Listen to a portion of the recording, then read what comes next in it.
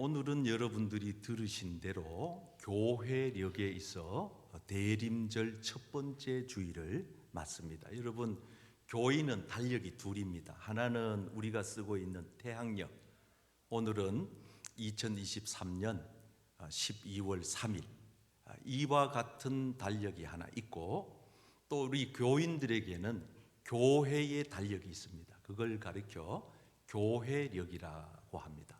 이 교회력은 이 대림절 절기부터 시작이 됩니다. 그렇기 때문에 교회력으로 보면 사실은 오늘이 새해 첫 주일입니다.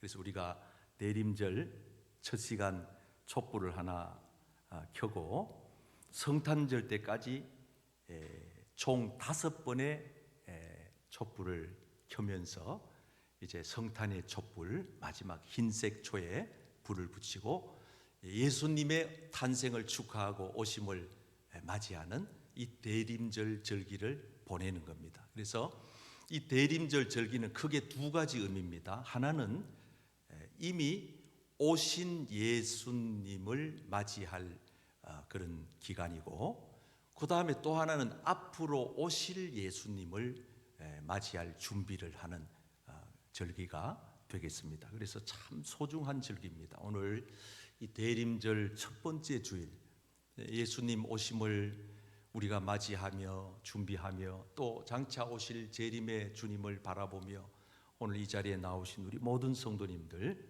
이번 한 달 믿음으로 잘 준비하셔서 예수님이 언제 오시더라도 그분을 여러분들의 왕으로 모셔드리는 은혜가 있기를 축복합니다. 아멘. 자, 그래서 12월 한 달 총 주제는 이와 같습니다. 한번 따라 하실까요? 예수님을 잘 믿게 하소서. 잘 믿게 하소서. 예수님을 잘 믿는 우리 복된 성도님들 다 되시기를 축복합니다. 아멘. 자, 이제 저를 보세요. 여러분, 예수님을 잘 믿는다는 것과 교회를 다닌다는 것은 전혀 다른 차원의 이야기입니다. 다시 말합니다. 예수님을 잘 믿는다는 것과 교회를 다닌다는 것은 전혀 다른 말이라는 거예요. 또 예수님을 믿는 것과 예수님을 잘 믿는 것은 또 다른 차원의 의미가 있습니다. 그래서 저는 우리가 교회만 다니는 성도가 아니라 정말 예수님을 믿는 성도로, 아니 예수님을 믿는 성도뿐만 아니라 기왕이면 예수님을 잘 믿는 성도로 이번 이 대림절을 말씀을 통하여서 잘 준비하는 저와 여러분 되기를 축복합니다. 아멘. 여러분, 우리나라에 참 존경받으신 어르신 가운데 한 분이 저 영락교회 유명한 고 한경직 목사님이에요. 여러분들도 잘 아시겠지만 이분이 2000년도에 하나님의 부르심을 받고 98세를 일기로 하나님의 품에 안기십니다. 여러분, 영락교회에서 은퇴하시고 이분이 기거하셨던 곳은 저 남한산성에 아주 조그마한 집을 하나 장만해서 거기에서 집거하시면서 마지막까지 계시다가 주님의 품에 가셨어요. 당시에 한국의 유수한 교회의 목회자들이 한경직 목사님을 존경하고 사랑하는 마음으로 자주 찾아뵈었어요. 그래서 목사님 찾아뵙고 또 문안도 드리고 또 좋은 말씀이 있으시면은 좀 말씀을 해 주십시오. 그래가지고 한국교회 대형교회 유명한 목사님들이 다녀오신 다음에 이 한경직 목사님에 관한 아주 감동적인 이야기들을 엮어서 책을 하나 출판하게 되는데 2002년도에 이런 책을 발행하게 됩니다. 목사님들 예수 잘 믿으세요. 다시요. 목사님들 예수 잘 믿으세요. 이 책이 나오게 된 배경은 이 책 안에 있는 작은 에피소드에서부터 비롯된 것이죠. 목사님들이 찾아가서 이제 얼마 남지 않는 한경직 목사님의 그 연한을 보면서 목사님, 한국교회 사랑하는 후배들, 또 한국교회를 사랑하는 마음으로 저희들에게 꼭 남길 꼭 소중한 말씀 한 말씀 꼭 부탁드립니다 했답니다. 그래서 그 목사님들이 다 앞에 무릎을 꿇고 목사님이 말씀하시기를 기다리고 있는데, 그 어른이 그 힘든 몸을 일으키셔서 침대에서 이렇게 일어나 앉더니만은 한 분 한 분 보시더니 이렇게 얘기를 했다는 거예요. 목사님들, 예수님을 잘 믿으시기 바랍니다. 여러분, 한경직 목사님이 그 유수한 한국교회 내노라 하는 목회자들에게 이와 같은 말씀을 하신 데는 깊은 까닭이 있습니다. 여러분, 거기에 계신 목사님들이 예수 안 믿는 목회자가 어디에 있겠어요? 예수 안 믿고 어떻게 목회를, 그렇게 훌륭한 목회를 할 수가 있겠어요? 그런데 한경직 목사님이 목회자들에게 이와 같은 말씀을 하신 데는 깊은 까닭이 있는 거예요. 예수 그냥 믿는 거 아니다. 목회 그냥 하는 거 아니다. 잘 믿어야 된다. 예수를 잘 믿어야 된다. 그 이후에 많은 목회자들이 한경직 목사님의 이 마지막 유언과도 같은 말씀을 마음에 깊이 새기고 계속해서 되뇌어 울림이 되었습니다. 저도 이 말씀을 책을 통하여서 보면서 접하면서 많은 제 자신을 돌아보게 되는 계기가 됐습니다. 그리고 오늘 이제 12월 이 한 해를 마무리 짓는 이 한 달의 메시지로 하나님께서 우리 모두에게 공유하게 하시는 주제라고 받고 함께 말씀을 나누는 첫 번째 시간입니다. 자, 어깨 한번 쫙 펴고 따라하겠습니다. 예수님을 잘 믿으려면 예수님의 약속을 확실하게 믿어야 합니다. 아멘. 자, 오늘 본문 말씀 구절을 함께 합독하겠습니다. 시작. 주의 약속은 어떤 이들이 더디다고 생각하는 것 같이 더딘 것이 아니라 오직 주께서는 너희를 대하여 오래 참으사 아무도 멸망하지 아니하고 다 회개하기에 이르기를 원하시느니라. 아멘. 주의 약속. 여러분, 우리가 가지고 있는 하나님의 말씀인 이 성경책은 구약이 39권이고 신약이 27권입니다. 여러분, 이 신약과 구약의 성경책은 한마디로 말하면 하나님의 약속의 책이라고 합니다. 구약은 예수님이 오시기 전에 하나님이 그의 백성과 맺은 약속. 신약은 예수님이 오신 이후에 그의 백성과 맺은 하나님의 약속입니다. 그러므로 여러분, 이 성경책을 들여다보면 하나님의 약속이 처음부터 끝까지 계속 기록되어 있습니다.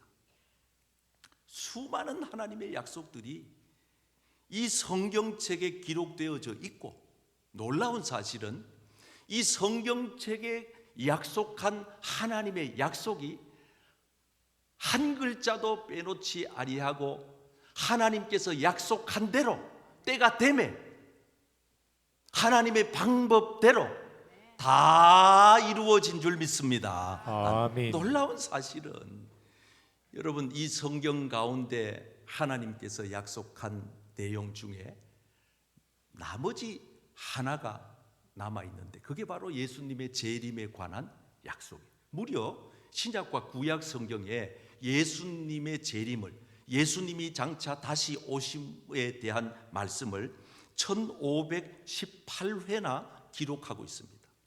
놀랍지 않습니까? 여러분, 하나님께서 우리에게 약속한 이 약속이 어김없이 이루어졌다는 사실. 하기야 여러분, 사람하고 한 약속도 거의 대부분 다 지키시죠?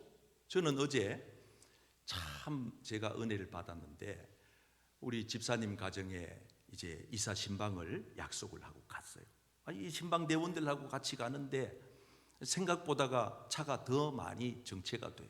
아주 주말이니까 많이 밀려요. 그래서 약속 시간보다가 조금 지체가 됐어요. 그러거나 어떡하나 약속을 했으니까 갔는데 이미 주차장에 가니까 신방 받으실 그 집사님 그 남편이 주차장 1층에 그 추인데 나와가지고 기다리고 있어요. 우리가 늦었는데도 안 들어가시고 거기에 계속 기다리고 계셨어요. 그래 안내를 받아가지고 이제 11층으로 올라가서 예배를 드리기 전에 딱 들어서는데 느낌이 있잖아요. 신방을 받기 위해서 준비하고 기다리셨구나. 이 느낌이 와요. 그래서 얼마나 이렇게 집안에 이렇게 모든 상황이 정갈하게 잘 준비가 돼 있고 조금 과장을 보태면은 정말 먼지 한 톨 없이 준비를 하셨어요.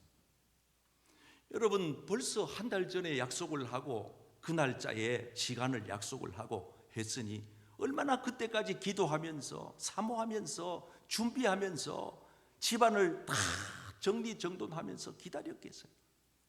부족한 주의 종 목사가 와서 이렇게 새롭게 새 집에 이사 와서 첫 예배를 드리니 하나님 영광 받으시고 주의 종을 통해 복을 달라고 얼마나 기대하고 기다리며 준비했겠느냐 이 말이에요. 그래 은혜롭게 예배를 다 드리고 제가 돌아오는 봉고차 안에서 혼자 가만히 생각을 해봤어요. 내가 우리 집사님이 나하고 약속한 그 신방 약속을 저렇게 학수고대하고 준비하고 기다리셨는데 우리가 어쩌다가 차가 막혀서 조금 지체가 되고 늦어졌는데도 그 추위에 들어가지도 않고 계속 거기서 기다렸는데 내가 목회자인 내가 우리 예수님이 나와 같이 약속해 놓은 그 약속의 말씀을 내가 얼마나 믿고 얼마나 잘 준비하고 얼마나 철저하게 기다리고 있는가. 저는 돌아오는 그 차 속에서 혼자서 많은 묵상을 했습니다. 여러분 사람하고 한 약속도 어지간하면 다 지켜집니다. 하물며 하나님이 우리하고 한 약속은 반드시 지켜집니다. 아멘. 아멘. 반드시 이루어집니다. 아멘. 이제 마지막 남은 한 가지 예수님 재림도 반드시 이루어질 것입니다. 아멘. 그런데 여러분 성경에 보면 신비로울 정도로요.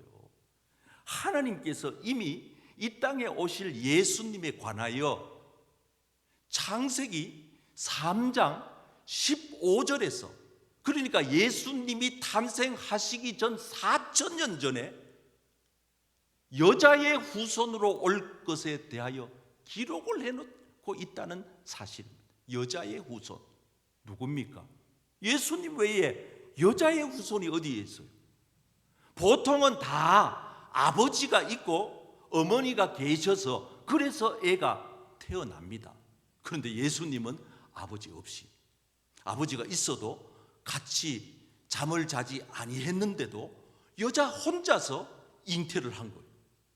어떻게 가능했나요? 성령의 능력으로 가능한 줄 믿습니다. 아멘. 이게 신비로워요.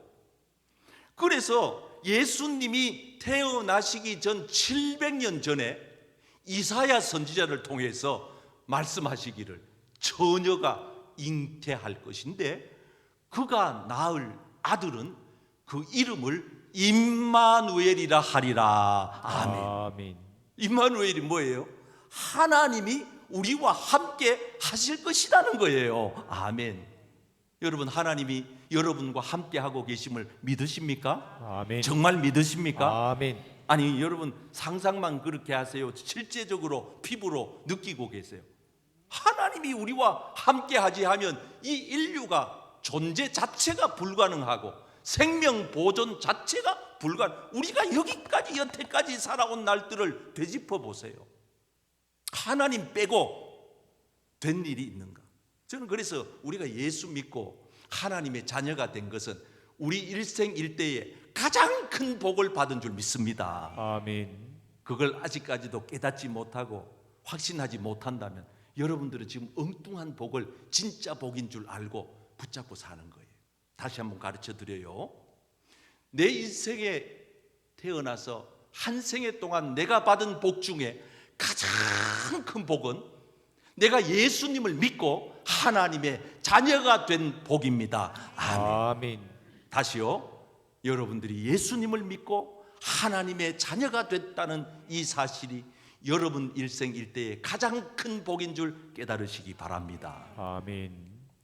미가 선지자는 예수님이 탄생하기 전에 500년, 600년 전에 이분이 어디에서 태어날 것에 대하여 정확한 지명을 가르쳐 기록합니다. 베들레헴 에브라다야. 아니 지금 예수님이 태어날 기미도 없는 시절이에요. 그런데 어떻게 그 예수님이 베들레헴, 유대 땅 베들레헴, 우리 가봤다니까요. 예수님 태어난 그 베들레헴 가봤다니까요.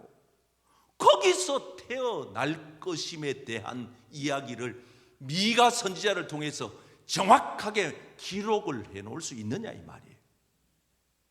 여러분, 그러므로 우리가 살아가는 이 세상의 만사 모든 일은 우연이 아니라, 팔자가 아니라, 운명이 아니라 하나님의 뜻과 하나님의 경륜과 하나님의 섭리인 줄 믿습니다. 아멘. 하나님의 계획표 안에, 하나님의 설계도 안에 예수님을 거기다가 포함을 시켜놓은 거예요. 예수님을.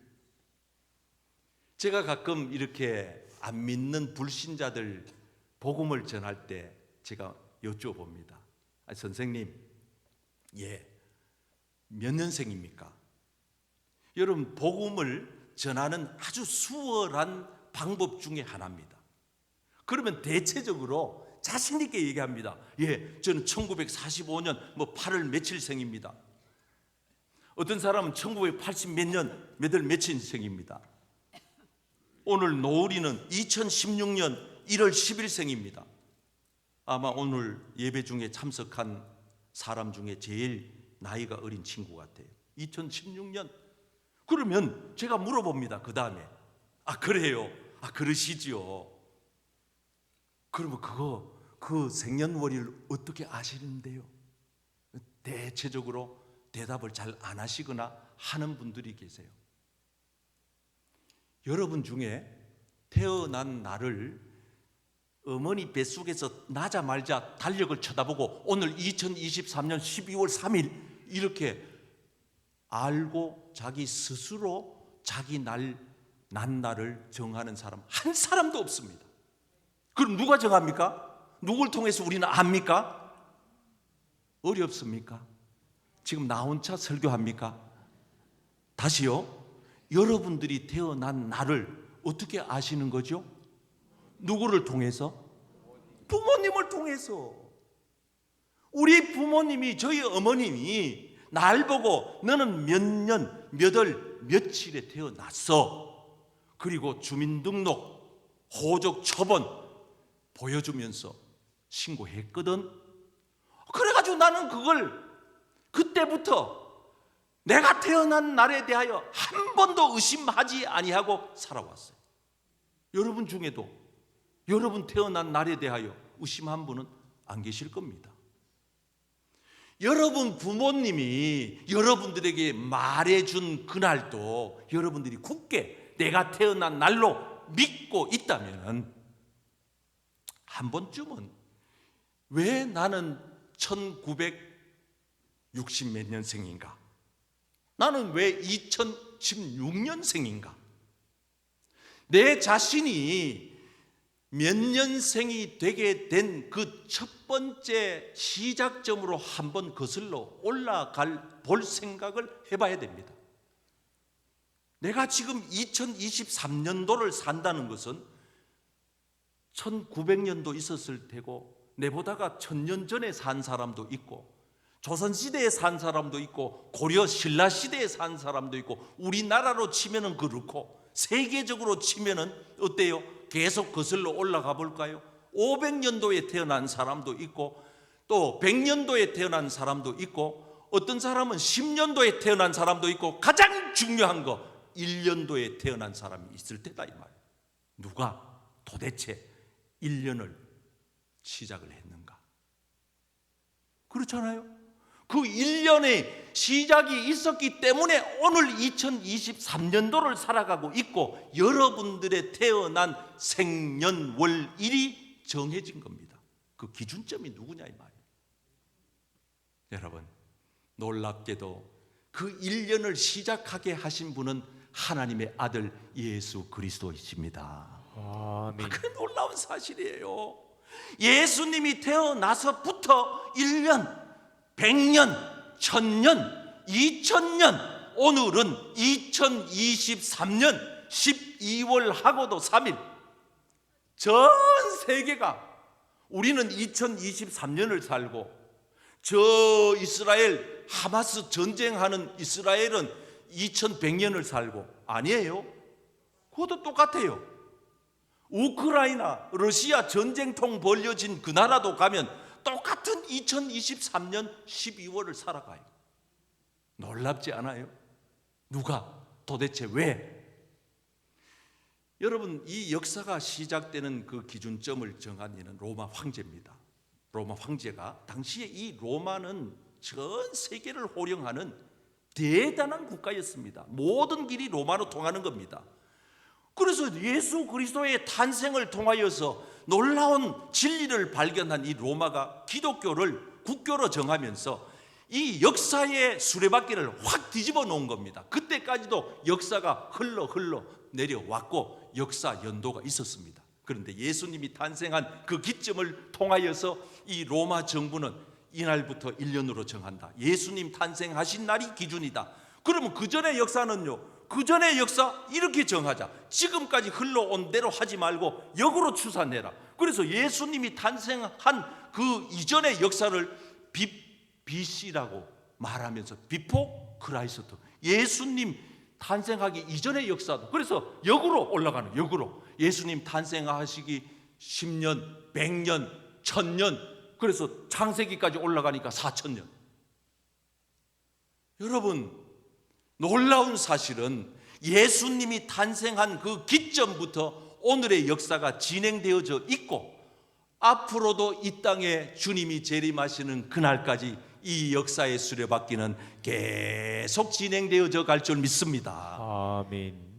하나님의 약속은 1.1획도 어긴 적이 없고 틀린 적이 없습니다. 그러므로 사랑하는 성도 여러분, 저와 여러분들이 이 땅에 다시 오실 주님에 대한 그 약속을 굳게 믿고 우리 집사님이 신방 약속을 믿고 준비하며 기다렸듯이 우리 예수님의 약속을 굳게 믿고 우리가 영적으로 잘 준비해서 기다리는 우리 예수 잘 믿는 성도님들 되시기를 축복합니다. 아멘. 어깨 쫙 펴고 한번 따라합니다. 예수님을 잘 믿으려면 예수님을 잘 믿으려면 예수님처럼 경건하게 살아야 합니다. 경건하게 살아야 합니다. 오늘 본문 11절 말씀을 크게 읽겠습니다. 시작. 이 모든 것이 이렇게 풀어지리니 너희가 어떤 사람이 되어야 마땅하냐? 거룩한 행실과 경건함으로. 자, 이제 저를 보겠습니다. 너희가 어떤 사람이 되어야 마땅하냐?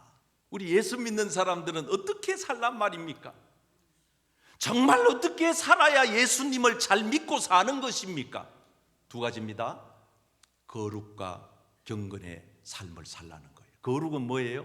구별된 삶을 말해요. 경건은 뭐예요? 하나님을 의식한 삶을 살라는 거예요. 여러분, 베드로 사도가 지금 이 성경을 기록하던 시절은 우리처럼 이렇게 자유롭게 예수님을 믿을 수 있는 상황이 아니었어요. 다 아시다시피 주후 AD 60년대로부터 64년 베드로 사도가 살던 그 시절의 로마는 로마 정권이 강력한 기독교 몰살 정책을 펼치던 때입니다. 우리가 잘 아는 대로 네로 황제는 예수 믿는다는 사람들을 색출해서 아주 죽이기로 괴롭히기로 유명한 황제였습니다. 베드로는 그 시절에 이 성경을 기록하면서 많은 신학자들은 64년도에 베드로가 순교를 당했다 그래요. 십자가에 거꾸로 못을 박혀 죽었다 그래요. 그 시절에 베드로가 죽기 전에 이 베드로 전서와 베드로 후서를 남기면서 당시에 초창기 기독교 교인들에게 전해주고 싶은 메시지가 무엇이었는가 하면, 우리가 이런 억압 속에, 박해 속에, 핍박 속에서도 예수를 알지 않느냐, 우리가 예수를 믿게 되었지 않느냐, 눈으로 보았고 귀로 들었다. 실제적으로 그 당시에 많은 사람들이 예수님과 동시대에 살았던 사람들입니다.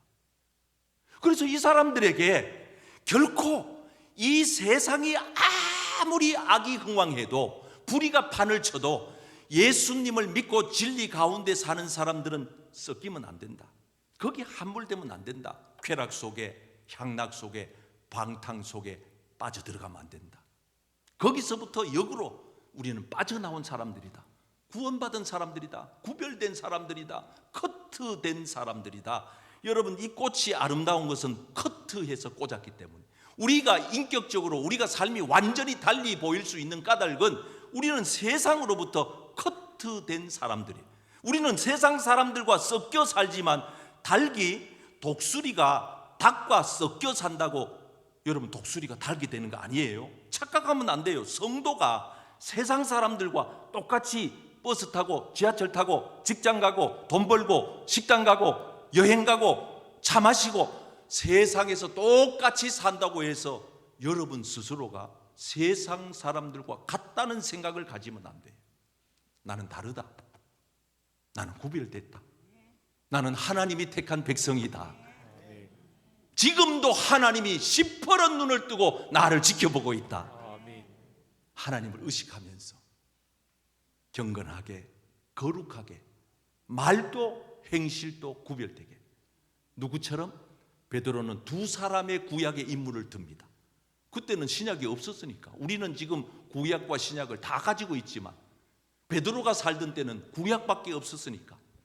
첫 번째 인물은 베드로 사도가 노아 이야기를 하면서, 노아는 의를 전파하는 노아는 7 식구, 그러니까 자기 아내와 자기 세 아들과 세 며느리 총 합하면 노아까지 8명의 식구가 경건하지 아니한 자들의 세상에 홍수를 내리셨다.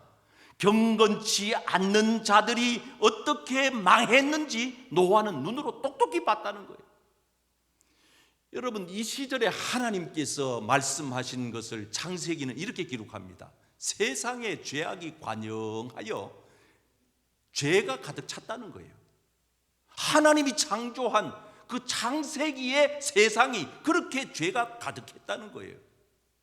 그래서 하나님께서 특단의 조치를 내리는데, 사람 지으셨음을 한탄하사, 한탄했대요. 그 다음에 세상을 쓸어버리기로 결정하시고 심판하시기로 결정했다는 거예요. 얼마나 하나님이 실망을 하셨으면, 타락한 인간이, 범죄한 인간이 얼마나 하나님 앞에 죄 가운데 살았으면 사람들이 생각하는 것조차 악하였더라.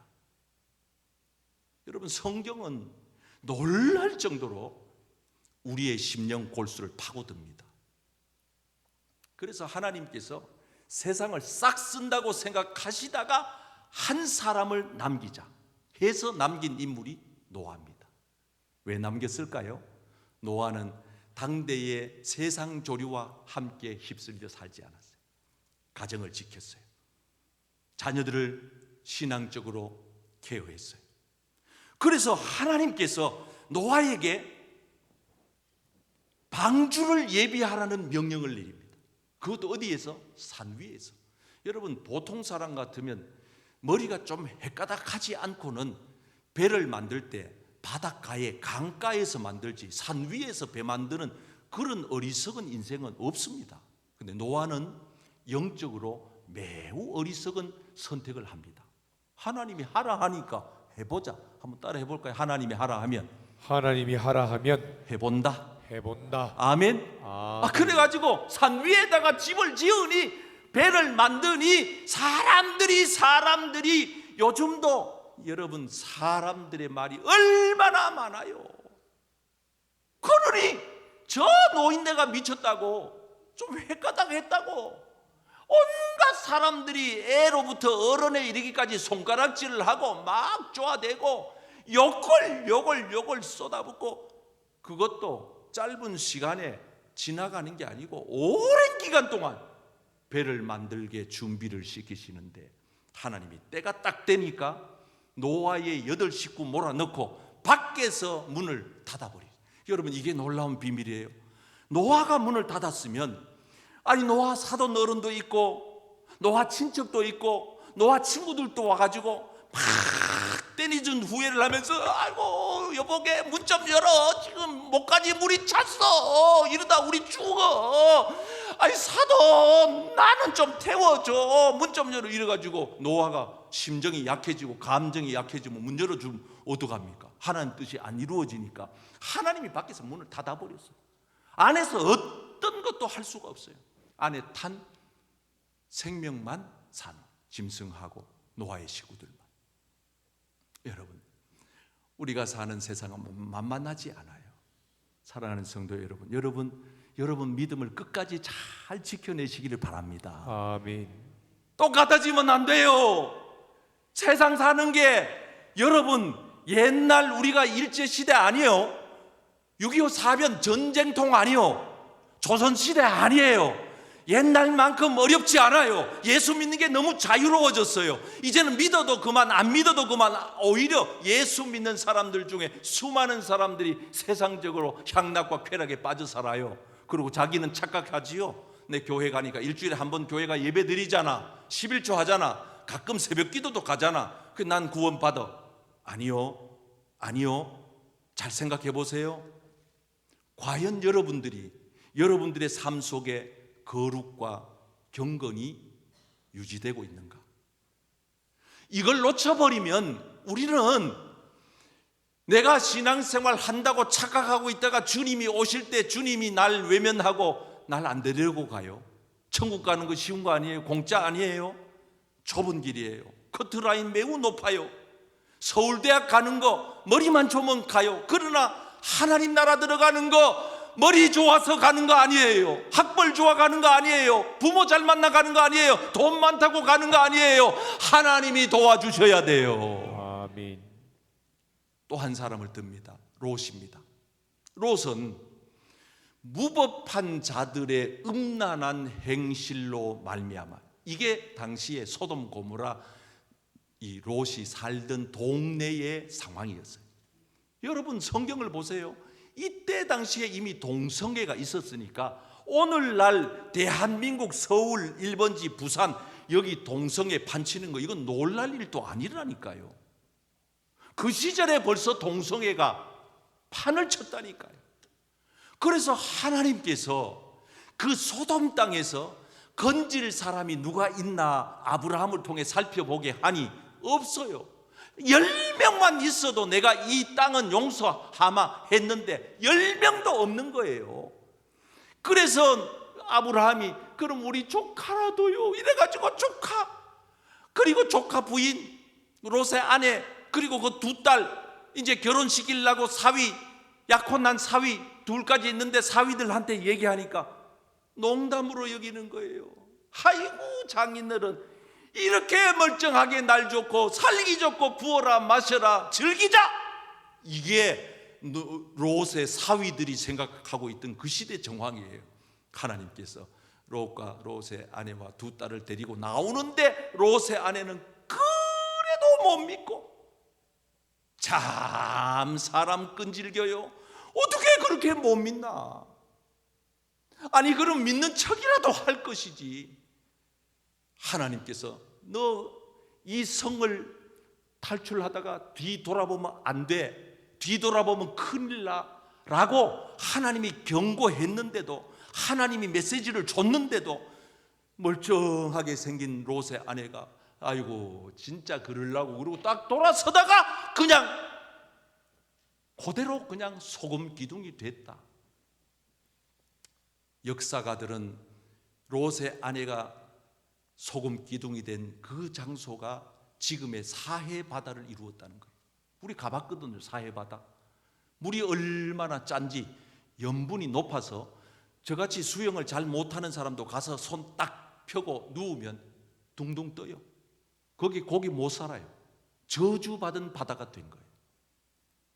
롯의 아내는 그렇게 강력하게 외쳤는데도 지금 제가 정말 절규하듯이 피를 토하는 설교를 하고 있는데도 이 가운데는 그냥 귓전으로 들어요. 사랑하는 성도 여러분, 우리가 사는 이 시대는 정말 예수님을 잘 믿어서 여러분들의 삶 가운데 거룩과 경건으로 주님이 언제 오셔도 주님 손 붙들고 우리 영원한 하늘나라 들어가는 복이 있기를 바랍니다. 아멘. 자, 마지막으로 따라하겠어요. 어깨를 쫙 펴고 예수님 잘 믿으려면 예수님 잘 믿으려면 예수님의 재림을 사모해야 합니다. 합니다. 자, 오늘 말씀 한번 12절을 읽어보세요. 시작. 하나님의 날이 임하기를 바라보고 간절히 사모하라. 그날에 하늘이 불에 타서 부러지고 물질이 뜨거운 불에 녹아지려니와. 하나님의 날, 무슨 날이에요? 재림의 날.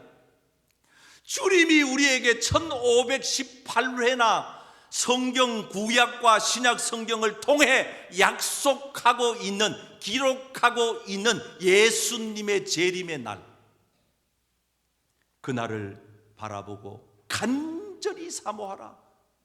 준비하라는 거예요. 대비하라는 거예요. 여러분, 지금 여러분들의 삶 가운데는 무엇이 가장 급한 일입니까? 저는 목회자로서 진짜 급해요. 급하다고요. 13절 말씀에 우리는 그의 약속대로, 약속이 또 나오지요. 한번 따라할까요? 약속대로 새 하늘과 새 땅을 바라보도다. 여러분, 영원한 하나님 나라 계신 그곳 새 하늘과 새 땅을 바라보며 살아가는 성도님들 되시기를 축복합니다. 아멘. 여러분, 땅에 산다고 땅만 보면 안 돼요. 뭘 먹을까, 뭘 마실까. 옛날 생각해 보세요. 뭐 그렇게 염려해요? 애들 어떻게, 자식들을 왜 걱정을 그렇게 해요? 내 영혼을 걱정해야지. 나를 걱정해야지. 여러분, 초대교회 당시에 초대교회 성도들이 큰 모진 박해와 신앙의 어려움과 환난 중에 다니면서 요즘 우리는 정말 편하게 신앙생활 하는 거잖아요. 와도 그만 안 와도 그만, 뭐 와가지고 예배 시간에 존다고 누가 말하는 것도 아니고, 지하철 타고 가면서 복음 전한다고 잡아가는 것도 아니고. 근데 그 당시에는 안 그랬거든요. 그래서 이 초대교회 성도들이 모이면 만날 때마다 같이 격려하고 인사했던 인사법이 있어요. 바로 요한계시록의 마지막 장의 마지막 절에 기록하고 있는 말씀이에요. 읽어보실까요? 시작. 이것들을 증언하시니가 이르시되 내가 진실로 속히 오리라 하시거늘 아멘. 주 예수여 오시옵소서. 한번 따라합니다. 아멘. 주 예수여. 아멘. 주 예수여 오시옵소서. 여기 성경을, 원어 성경, 헬라어 성경을 펼쳐 보면 주 예수여 오시옵소서라고 하는 요 문장을 마라나타라고 쓰고 있어요. 마라나타는 마라나와 플러스 타, 요 두 단어를 합해서 만들어진 단어인데, 그 뜻이 뭐냐 하면 예수님 오세요, 오십시오 하는 뜻이에요. 한번 해보세요. 마라나타. 옆 사람에게 예수님 오십니다. 예수님 진짜 오십니다. 예수님 진짜 오십니다. 여러분, 예수님이 지금 오셔도 아멘 할 수 있는 분들만 아멘. 아멘. 진짜 아멘 해도 괜찮은 분들만 아멘. 아멘. 그런데 저는 여러분들이 아무리 생각해봐도 아닌 것 같은데 아멘 하는 분이 계세요. 난 정말 이 말씀을 놓고 내가 정말 아멘 할 수 있는가? 목회자인데 저 목회자예요. 덕천교회 담임 목사인데 난 아멘 못해요. 왠지 알아요? 나 아직 우리 형제들, 우리 집안 친지들 가운데 예수 안 믿는 가족들이 있어요. 난 안 돼요. 예수님 조금만요. 요 친구들, 그 다음에 요 우리 형제들 가운데, 우리 친지들 가운데 안 믿는 요 사람들 회개하고 돌아올 요 때까지만 조금만 시간 주세요. 또 하나 있어요. 나 우리 교회 덕천교회 성도님들, 나는 제대로 목회하고 싶고, 여기 있는 우리 울타리 안에 맡기신 사랑하는 우리 양떼들이 정말 복음으로 거듭나서 예수님이 어느 때 와도 예수님 아멘하고 맞이할 수 있도록 영적으로 거듭난 성도 다 만들게 도와주십시오. 아멘. 난 그래서 그때까지 조금 늦춰달라고 할 작정인데, 여러분들은 아무 생각 없이 아멘 그러니까, 내가 생각할 때는 아멘 하면 안 될 사람이 몇 사람 있다니까요. 다시 한번 물어볼게요. 예수님 지금 와도 될 사람만 아멘? 봐, 이렇게 줄었잖아 소리가. 양심이 찔리거든. 그래요. 솔직한 고백이에요. 사랑하는 성도 여러분, 오늘부터 우리가 이 세상 살 동안 이 대림절 기간을 보내면서 우리 예수님 잘 믿는 성도님들 되시기를 바랍니다. 아멘. 주님의 재림을 굳게 믿고 기다리면서 준비하여 정말 세상 가운데 살지라도 거룩과 경건을 잃지 말고 능력 있는 그리스도인들이 다 되시기를 주님의 이름으로 축복합니다.